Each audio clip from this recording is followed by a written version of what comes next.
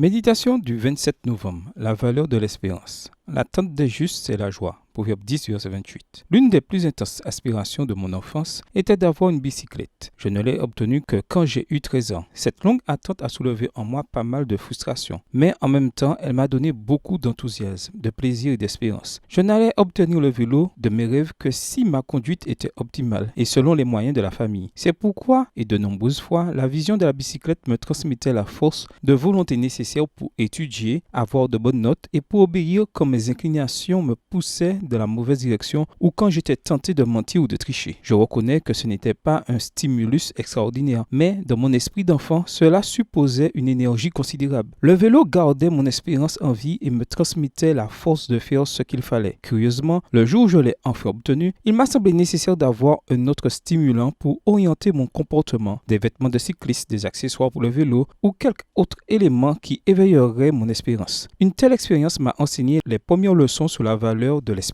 En effet, l'espérance est un puissant stimulant pour continuer à vivre et à agir. La dépression se caractérise par l'absence d'espérance au point que, malheureusement, beaucoup de dépressifs finissent par être désespérés. Mais Dieu ne veut pas voir ses enfants dans une telle situation. Il désire que ses créatures vivent dans la plus grande joie et la meilleure espérance. C'est pourquoi la Bible a laissé un riche héritage de messages d'espérance, comme le verset d'aujourd'hui ou celui du psalmiste. « Pourquoi t'as battu mon âme et gémis-tu sur moi? Attends-toi à Dieu, car je le célébrerai encore, il est mon salut et mon Dieu. » Psaume 43, verset 5. Quand le poète et philosophe italien Dante Alighieri, 1265-1321, décrivit l'enfer dans Divine Comédie, il imagina un grand panneau sur la porte d'entrée qui disait « Vous qui entrez, abandonnez toute espérance ». Bien que nous comprenions que la description de l'enfer de Dante n'était pas fondée sur l'écriture, cette image de la non-espérance est très forte. Plus que le tourment éternel, la pire situation imaginable est l'absence d'espérance. La Bible nous parle de la meilleure espérance, la bienheureuse espérance, titre 2, verset 13, qui nous dirige vers le retour du Seigneur Jésus pour mettre fin à cette étape douloureuse, à la mort et à l'injustice pour commencer l'heureuse éternité en sa compagnie. Bonne journée à vous et que le Seigneur vous bénisse.